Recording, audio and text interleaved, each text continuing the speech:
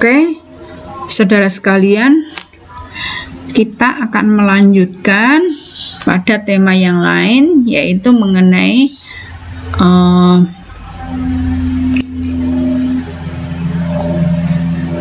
proses penelitian geografi, mengenai proses penelitian geografi. Jadi tahapan proses penelitian geografi itu harus diawali dengan observasi. Observasinya itu tidak harus ke lapangan, bisa observasinya yang pertama bisa ke lapangan, kemudian bisa dengan studi pustaka atau diskusi atau dari seminar gitu pertemuan ilmiah yang lain. Nah itu setelah observasi maka kita bisa merumuskan masalah gitu kemudian mencari literaturnya, dilanjutkan dengan merumuskan hipotesis, membuat desain penelitian, menentukan samplingnya, penentuan instrumen, kemudian kita baru rencana analisis data, kemudian melakukan penelitian. Apa itu yang disebut observasi? Ini adalah merupakan pengamatan lapangan pengamatan langsung peneliti terhadap objek, atau lokasinya Nah, observasi ini kita dapat memperoleh data pendahuluan yang mungkin akan digunakan, yang mungkin digunakan untuk menentukan perumusan masalah yang menarik untuk diteliti. Jadi observasi itu mungkin kita mendapatkan banyak data, kemudian rumusan masalahnya banyak, tetapi nanti kita memilih, kita seleksi lagi yang menarik apa di antara masalah-masalah yang lainnya. Kemudian merumuskan latar belakang penelitian. Nah, ini yang penting saudara sekalian, yang penting adalah ini. Ini biasanya banyak hanya mengambil, karena sekarang gampang banget ngambil dari buku-buku yang lain atau konteks atau pendapat-pendapat lain. Ini sebetulnya latar belakang itu adalah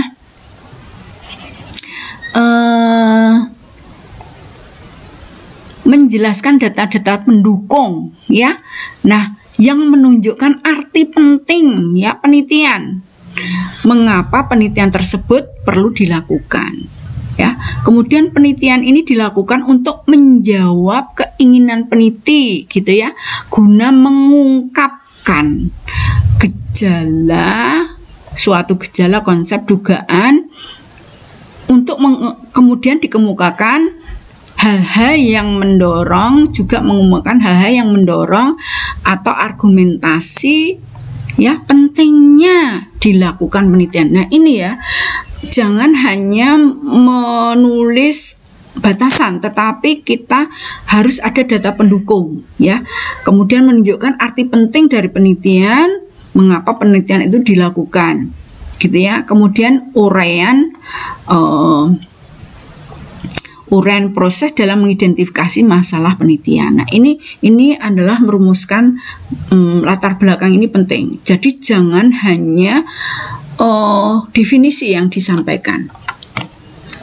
Nah, kemudian kita sampai pada merumuskan masalah.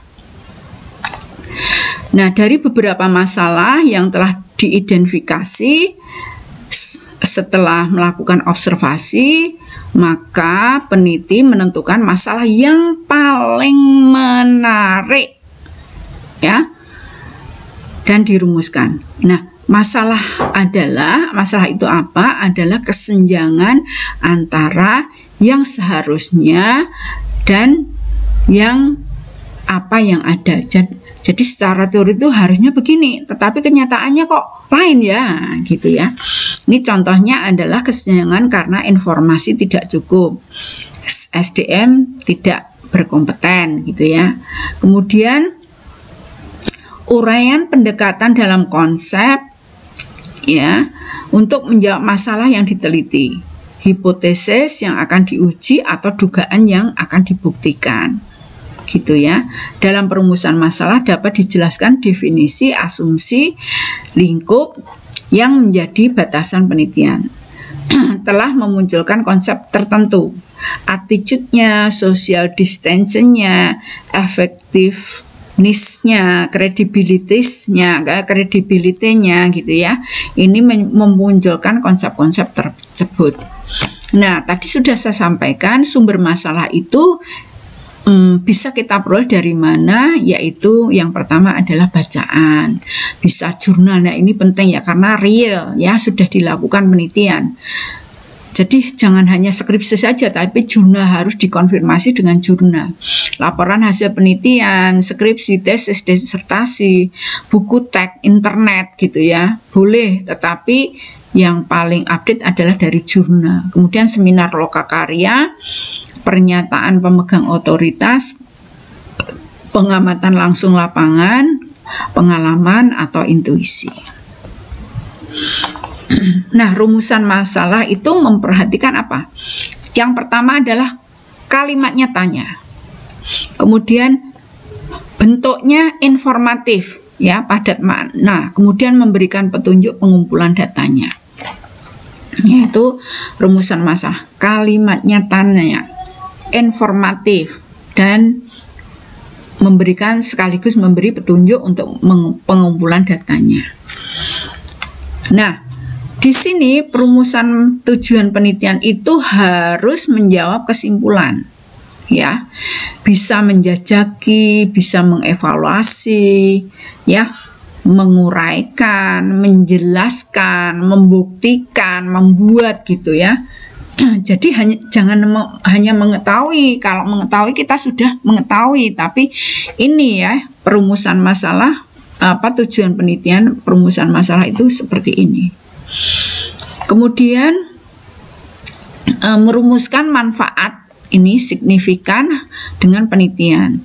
Ada yang pertama adalah dari segi teori gitu ya, teoritis, praktis ya, menyumbang pemahaman ilmiah, pembentukan konsep atau teori baru, perbaikan atau modifikasi teori yang telah ada, mengisi gap dalam suatu teori. Kemudian ada juga praktisnya gitu ya, praktis gitu.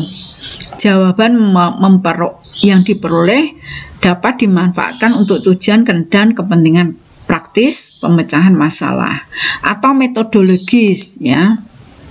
Bisa juga metodologis, usaha untuk menjawab permasalahan penelitian. Nanti akan menghasilkan teknik, metode penelitian, pengukuran, pengamatan yang lebih valid dan reliable. Kemudian sosial itu jawaban yang diperoleh bermanfaat bagi pembentukan kesadaran, pengetahuan, serta sikap masyarakat atau kelompok sosial tertentu. Kemudian studi literatur ini penting banget ini ya. Jadi menelusuri literatur yang bersumber dari buku, media, pakar, hasil penelitian orang lain untuk menyusun dasar teori yang kita gunakan dalam melakukan penelitian. Ya. Merumuskan hipotesis sekarang ya, dengan dasar teori dari hasil penelitian literatur, maka kita nanti dapat merumuskan jawaban sementara atas masalah yang akan kita teliti. Ini hipotesis itu jawaban sementara permasalahan yang akan diteliti dan harus diuji kebenarannya dalam penelitian. Ya, bukan hanya ditulis saja, tapi bisa diuji kebenarannya. Nah, syaratnya diantaranya adalah ini hipotesis harus searah mendukung judul ya, masalah dan tujuan penelitian. Jadi jangan kita berfokusnya adalah pada judulnya, masalahnya, dan tujuan. Jadi harus selaras. Kemudian harus dapat diuji dengan data empiris, kemudian bersifat spesifik. Nah, dalam hipotesis itu ada, kalau dalam statistik itu ada hipotesis 0 atau hipotesis alternatif. Kalau hipotesis 0 berarti tidak akan terjadi, kalau ini akan terjadi. Kemudian desain penelitian. Jadi ini desain penelitian adalah suatu model penelitian yang akan kita lakukan sesuai dengan rumusan masalahnya. Desainnya ya, itu apa yang akan kita lakukan toh? Yang akan kita lakukan, bukan teorinya, tapi yang akan kita lakukan untuk sesuai dengan rumusan masalahnya. Kemudian kita harus menentukan sampling, gitu ya, menentukan sampling. Kalau ini penelitian ini telah ditentukan bahwa kita tahu populasinya terlalu besar, maka kita akan menentukan sampling. Nah, sampling itu adalah bagian dari populasi, jadi tidak semuanya kita teliti. Kemudian menentukan instrumennya. Jadi ini instrumen itu apa? Alat yang dibutuhkan ya ketika kita melakukan penelitian atau ketika dibutuhkan untuk pengambilan data dalam penelitian. Nah, ini nantinya fungsinya untuk mendapatkan keakuratan data.